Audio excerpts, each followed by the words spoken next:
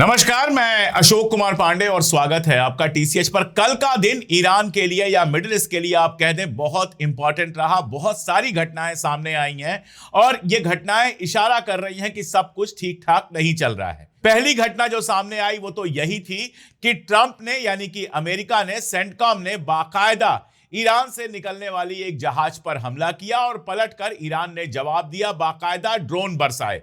यानी जंग जैसे हालात पैदा हो गए। कहा यह जा रहा है कि टोस्का नाम की एक जहाज थी। ट्रंप ने इस पर ट्वीट किया है, ट्रू सोशल पर लिखा है कि इसको अमेरिका ने अपने कब्जे में ले लिया है। ईरान का कहना है कि कब्जे में नहीं है, हमने पलट के हमला करके छुड़ा लिया है। लेकिन एक बात तो बिल्कुल क्लियर है कि स्ट्रेट ऑफ हॉर्मुज में सब कुछ नॉर्मल नहीं है। अमेरिका एक तरफ यह बात कर रहा है कि मंगलवार को, ट्यूसडे को, आज जब मैं आपसे बात कर रहा हूं तो सोमवार है, मंडे है, 20 तारीख है और 21 तारीख को ट्रंप कह रहा है कि पाकिस्तान के अंदर बातचीत होगी, इस्लामाबाद के अंदर बातचीत होगी।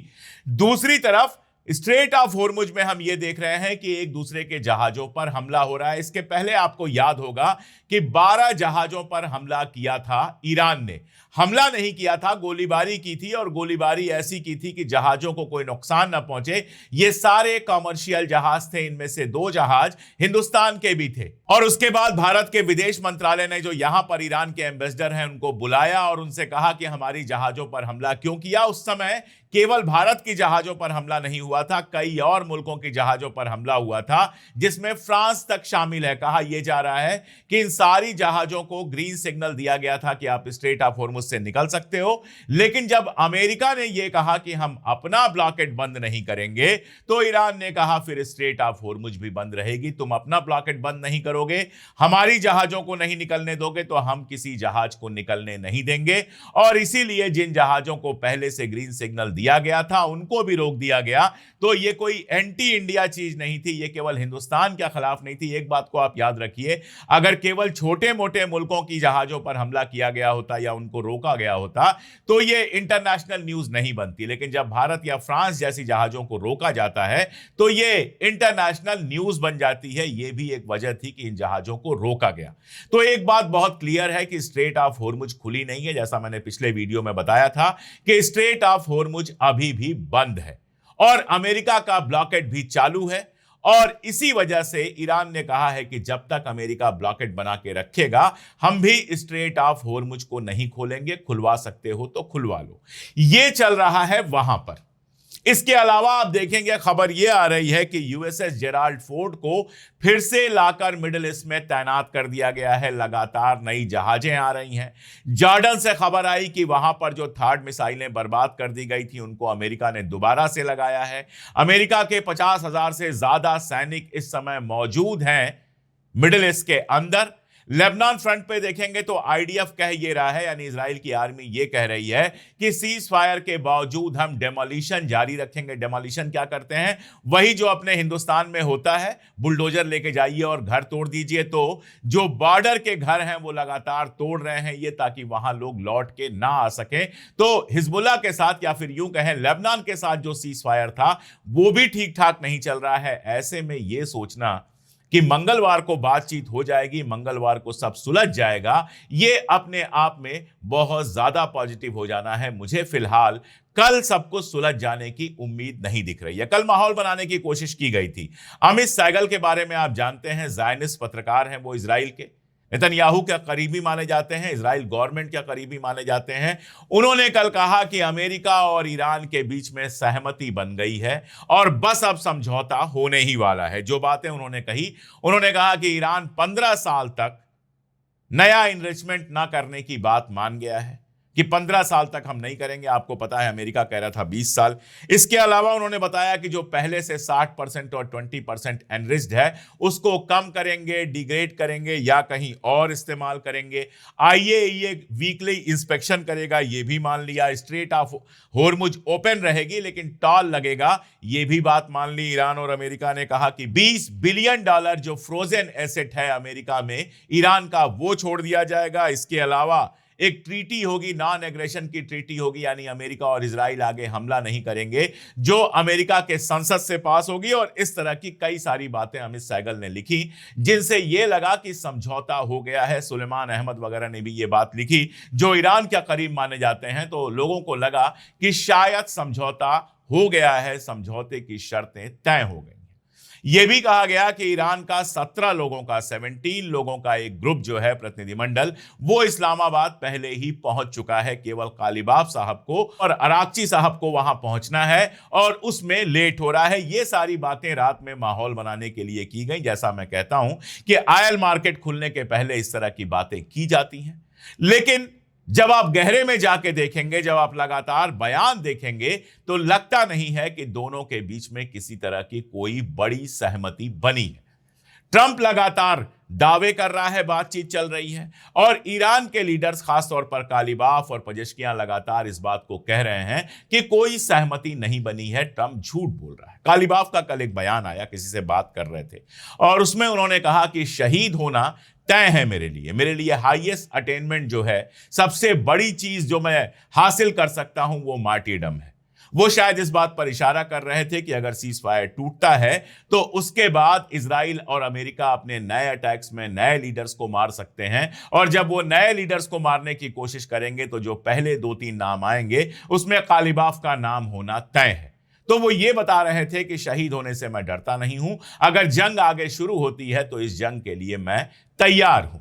देखिए, पर्शिया का इतिहास अगर बहुत पुराना है तो पर्शियन डिप्लोमेसी का इतिहास भी उतना ही पुराना है। बहुत सारे किस्से हैं, सारे किस्से अगर पर्शियन डिप्लोमेसी के इतिहास के आपको सुनाने लगूंगा तो एक वीडियो से ज्यादा का वक्त वो इतिहास ही ले जाएगा। एक किस्सा आपको मैं सुनाता हूं। बात है क्रोएसस ऑफ लीडिया की, और ये 547 बीसी की है, बिफोर क्राइस्ट की है। तो बहुत पुरानी बात है, तकरीबन आप समझिए कि 2500 साल पुरानी ये बात है। हुआ ये कि क्रोएसस ऑफ लीडिया, जो उस जमाने में दुनिया का सबसे रईस और दुनिया का सबसे ताकतवर राजा था, उसने अपने पुरोहित से पूछा, जिसको ओरेकल ऑफ डेल्फी कहते थे, उस पुरोहित से उसने पूछा कि क्या मुझे पर्शिया पर अटैक करना चाहिए। ओरेकल ऑफ डेल्फी ने कहा कि कर दीजिए, एक बड़ा साम्राज्य नष्ट हो जाएगा, एक बड़ी हुकूमत खत्म हो जाएगी। ये नहीं बताया कौन सी हुकूमत खत्म हो जाएगी। ये सुनने के बाद जो क्रोएसस ऑफ लीडिया है, उसने पर्सिया पर अटैक कर दिया, और तारीख बताती है कि दुनिया का यह सबसे रईस बादशाह न केवल बुरी तरह से हारा, बल्कि उसकी हुकूमत हमेशा हमेशा के लिए खत्म हो गई। कहानी यह है कि ईरान को, यानी पर्शिया को, बहुत पहले से पता था कि आज नहीं तो कल लीडिया का ये जो बादशाह है ये हमारे ऊपर हमला करेगा। तो उसने वहां के जो पुरोहित थे, जिनको कहा जाता है ओरेकल ऑफ डेल्फी, और उनके अलावा जो उसके करीबी लोग थे, उनको पहले से ही अपनी तरफ कर लिया था। और जब ये जंग हुई तो वो सारे लोग अपने मुल्क का साथ देने की जगह पर्शिया का साथ दे रहे थे। ये इतने लंबे समय तक ये सारी बातचीत और प्रोसेस चली। जंग के पहले जो बातचीत और प्रोसेस चली वो इतनी लंबे समय तक चली कि थक गया था पूरी तरह से वो बादशाह, और जब फाइनली हमला करता है तो बुरी तरह से हारता है। इसके अलावा भी बहुत सारी कहानियां हैं जो बताती हैं कि पर्शिया की डिप्लोमेसी की सबसे बड़ी खूबी यह है कि सामने वाले को इतना थका देते हैं, पूरा प्रोसेस इतना लंबा कर देते हैं कि फाइनली अपनी शर्तें मनवाने में कामयाब हो जाते हैं। अब देखिए अमेरिका का क्या हाल है। एक न्यूज आपको दिखाता हूं मैं, जिस न्यूज पर बहुत कम लोगों का ध्यान गया है, और यह न्यूज छपी है वॉल स्ट्रीट जर्नल में, अमेरिका के एक इंपॉर्टेंट अखबार में। यह न्यूज बताती है कि पीट हेग्सेथ, जिसको आप कह सकते हैं कि वहां का रक्षा मंत्री है, वार मिनिस्टर है, सेक्रेटरी ऑफ वार है, जो भी आप कहना चाहें, उसकी अपने जनरल्स के साथ जबरदस्त लड़ाई चल रही है। आप इसके पहले भी जानते हैं कि तकरीबन 72 आर्मी ऑफिसर्स को पीट हेग्सेथ निकाल चुका है। ये जंग के दौरान इतने सीनियर ऑफिसर्स को नौकरी से निकालना और नए लोगों को लाकर बिठाना, यह अपने आप में बताता है कितनी हड़बड़ी है। और हालात यहां पहुंचे हैं कि आर्मी जो है, आर्मी के जो ऑफिसर्स हैं, वो पीट हेग्सेथ से सहमत नहीं है और वहां आपस में लड़ाई चल रही है। यहां तक खबर आई कि पीट हेग्सेथ यानी वार मिनिस्टर को उसकी पोस्ट से निकाला जा सकता है। इसके अलावा खबर आती है कि एक बड़ी मीटिंग की आर्मी ऑफिसर्स ने ईरान पर, लेकिन जानबूझकर उसमें ट्रंप को शामिल नहीं किया, क्योंकि उनको डर था कि यह अपने पागलपन में हमें सही डिसीजन तक पहुंचने नहीं देगा। एक और बात कही जा रही है कि ट्रंप एक मीटिंग बुलाना चाह रहा था या मीटिंग बुला ली थी, जिसमें वो अपने आर्मी ऑफिसर से कह रहा था कि न्यूक्लियर डिटरेंट का इस्तेमाल किया जाए, यानी ईरान के ऊपर न्यूक्लियर बम गिराया जाए। और उसके आर्मी ऑफिसर्स ने सीधे मना कर दिया कि ये हम बिल्कुल नहीं करेंगे। ये आर्मी कैंप की कंडीशन है कि वहां लगातार आपस में लड़ाइयां चल रही हैं, लगातार आपस में असहमति चल रही है। अमेरिका के पुराने डिप्लोमेट्स और पुराने आर्मी ऑफिसर लिख रहे हैं कि डिप्लोमेसी के लिए ट्रंप बिल्कुल बेकार का आदमी है, क्योंकि उसको खुद पता नहीं है कि वो सुबह क्या कहेगा और शाम को क्या कहेगा। एक तरफ वो कहता है ईरान से बहुत अच्छी बातचीत चल रही है, और दूसरी तरफ धमकी देता है कि अगर बातचीत टूट गई तो हम फिर बम गिराएंगे, सारे पावर प्लांट्स उड़ा देंगे, फलां कर देंगे, ढिमका कर देंगे। ये सारा कुछ तमाशा वो लगातार कर रहा है और ईरान बहुत शांति से अपनी शर्तों पर टिका हुआ है। कल शहबाज शरीफ साहब जो पाकिस्तान के प्राइम मिनिस्टर हैं, उनका फोन गया पजेश्कियन को, आराम से सारी बातचीत हुई, अपनी शर्त बता दी गई। आप अरागची का कोई भी इंटरव्यू देखिए, कोई भी बयान देखिए, न शोर शराबा मिलेगा, न गाली गलौज मिलेगा, न कोई तमाशा मिलेगा। बहुत खामोशी के साथ डिप्लोमेटिक लैंग्वेज में अपनी बात रख दी जाती है। कालीबाफ का जो मैंने बयान बताया, उन्होंने बहुत क्लियर बता दिया कि ठीक है, आप क्या कर सकते हैं, हमको मार सकते हैं, हम मरने को तैयार हैं, शहीद होने को तैयार हैं, लेकिन हमारी शर्तें ये हैं, इसके आगे हम नहीं बढ़ने वाले। उधर ड्रोन्स पूरी स्पीड के साथ बन रहे हैं, मिसाइलें फिर से तैयार की जा रही हैं, मिसाइल लॉन्चर्स फिर से तैयार किए जा रहे हैं। महिलाओं को लेकर सबसे ज्यादा ईरान के ऊपर आरोप थे कि महिलाओं को वहां पर आजादी नहीं मिलती, तो महिलाएं सड़कों पर दिख रही हैं। पिंक ड्रोन दिखाई दे रहा है, यानी पिंक कलर का ड्रोन, पिंक कलर जो है उसको महिलाओं से जोड़ा जाता है, तो पिंक कलर के आपको ड्रोन्स वहां पे दिखाई दे रहे हैं। हाथ में हथियार लिए बसीजी की जो महिलाएं हैं वो आपको ईरान की सड़कों पर रैली करती हुई दिख रही हैं, गाड़ियां चलाते हुए, बाइक्स चलाते हुए, सब कुछ करते हुए सड़क पर दिखाई दे रही हैं, आपको नारे लगाते हुए दिखाई दे रही हैं। तो एक तरफ डिप्लोमेसी का गेम बहुत अच्छा खेला जा रहा है, दूसरी तरफ परसेप्शन का वार बहुत अच्छा खेला जा रहा है। दुनिया भर में जो ये मैसेज था कि ईरान की औरतें तो बस घर के अंदर कैद रहती हैं और कोई उनकी सुनता नहीं, बेचारी पिटती रहती होंगी, उनको कोई सुनता नहीं, वहां पर अब यह स्टैब्लिश कर दिया गया है कि ईरान की औरतें हिजाब पहनती भी हैं और नहीं भी पहनती हैं, लेकिन हर फील्ड में मर्द के साथ शाना बशाना खड़ी हैं। जहाज बनाती भी हैं, जहाज उड़ाती भी हैं, मिसाइलें बनाती भी हैं और मिसाइलें चलाती भी हैं, इंजीनियर्स हैं, डॉक्टर्स हैं, हर इंपॉर्टेंट जगह पर महिलाएं पहुंची हुई हैं, पढ़ी लिखी हैं, और सबसे बड़ी बात कि अपनी हुकूमत के साथ एकदम खड़ी हैं। तो एक तरफ वॉर की तैयारियां हैं, एक तरफ परसेप्शन बिल्डिंग बिल्कुल शानदार तरीके से चल रही है, और इन सब के बीच पाकिस्तान बेचारा फंसा हुआ है, आप कह सकते हैं, अगर बातचीत नहीं होती। क्योंकि एक बात हमेशा कही जा रही है कि पाकिस्तान की यह बड़ी सक्सेस है कि वो एक टेबल पर लेके आया ईरान को और साथ में अमेरिका को। इस्लामाबाद में बातचीत हुई, इस्लामाबाद पर सारी दुनिया की निगाहें थी। यह बिल्कुल ठीक बात है, इसको मैं भी एक्सेप्ट करता हूं, और मैं कई बार कह चुका हूं कि मैं इस बात के लिए ट्रॉल नहीं करूंगा कि जो ट्वीट किया था वो ट्वीट किसने किया था, अमेरिका में लिखा था, यहां लिखा था, यह सब डिप्लोमेसी में चलता है, कोई बड़ी बात नहीं है। और पाकिस्तान ने निश्चित तौर पर इस पूरी जंग में एक सेंटर स्टेज लिया है, इसमें भी कोई बड़ी बात या बुरी बात नहीं है, यह अच्छी बात है। लेकिन सवाल यह है कि अगर यह बातचीत सक्सेसफुल हो जाती है, तब तो पाकिस्तान की पोजीशन वाकई दुनिया भर में बहुत शानदार हो जाएगी, एक डील मेकर की पोजीशन हो जाएगी। लेकिन मान लीजिए यह बातचीत सक्सेसफुल नहीं होती है, अमेरिका अटैक कर देता है, लड़ाई दोबारा शुरू हो जाती है, और दोबारा अगर लड़ाई शुरू होगी तो एक साल से पहले खत्म होने वाली नहीं है, कम से कम एक साल यह लड़ाई चलेगी, लिख के आप रख लीजिए, और पूरे इलाके में भयानक तरीके से यह लड़ाई फैलेगी। कल मरांडी साहब का ट्वीट आप देखिए, मरांडी जो वहां प्रोफेसर हैं लेकिन सत्ता के बहुत करीब माने जाते हैं, उनका ट्वीट आप देखिए, वो क्या लिखते हैं।